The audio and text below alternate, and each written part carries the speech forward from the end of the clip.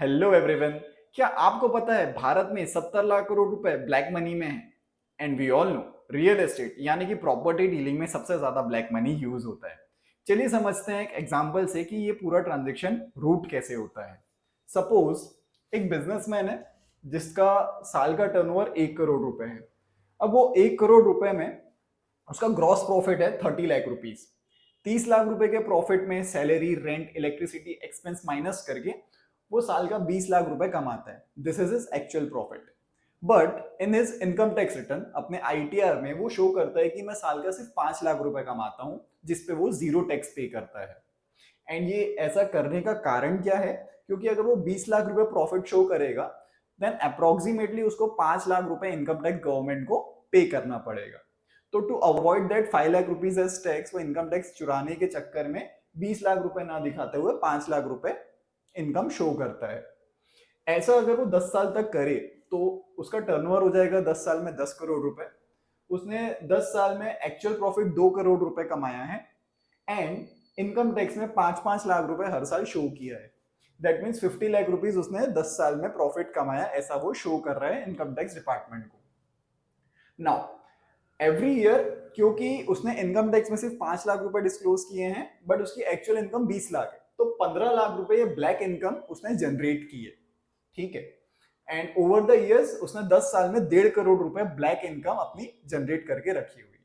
और अब होता क्या है, ये जो ब्लैक इनकम 1.5 करोड़ रुपए है इसमें से 50 लाख रुपए उसने अपने घर के खर्चों में यूज कर लिया है। साल के साल 5 लाख रुपए उसके पर्सनल एक्सपेंसेस थे और 1 करोड़ रुपए over the period of 10 years उसने 1 करोड़ रुपए कैश जोड़ लिए है, जो कि काला धन है।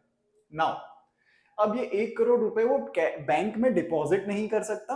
रीजन भी क्योंकि उसने आईटीआर में सिर्फ 5 लाख रुपए इनकम शो की है। So over the period of 10 years उसने 1 करोड़ रुपए कैश जनरेट कर लिया है। अब उसके पास 1 करोड़ कैश जब आ जाती है तो उसको दो टाइप के रिस्क लगते हैं। एक, इनकम टैक्स वाले रेड ना मार ले। दूसरा, कि यह चोरी ना हो जाए। अब वो 1 करोड़ रुपए कैश क्योंकि ना वो उसको बैंक में जमा कर सकता है ना कुछ वाइट ट्रांजेक्शन कर सकता है, तो उसके मन में आता है कि 1 करोड़ कैश का मैं क्या करूं। Now to resolve this problem जो सिस्टम बना हुआ है हम वो डिस्कस करते हैं। तो प्रॉपर्टी परचेज करके जनरली ये कैश में कैसा पैसा अपना यूज कर लेते हैं ब्लैक मनी, वो हम समझते हैं। तो ओवर द पीरियड क्या होता है, उसको एक कोई प्रॉपर्टी परचेज करने का आइडिया आता है। उस केस में क्या होगा, सपोज वो प्रॉपर्टी की एक्चुअल वैल्यू 1.5 करोड़ रुपए है and there is stamp duty value in every state. ठीक है। तो स्टैम्प ड्यूटी वैल्यू के हिसाब से वो प्रॉपर्टी की वैल्यू आती है 50 लाख रुपए।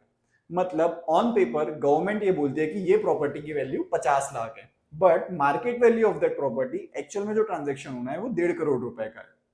तो इससे बेहतर ऑप्शन जो भी इनकम ब्लैक में जनरेट करता है उसके पास क्या हो सकता है?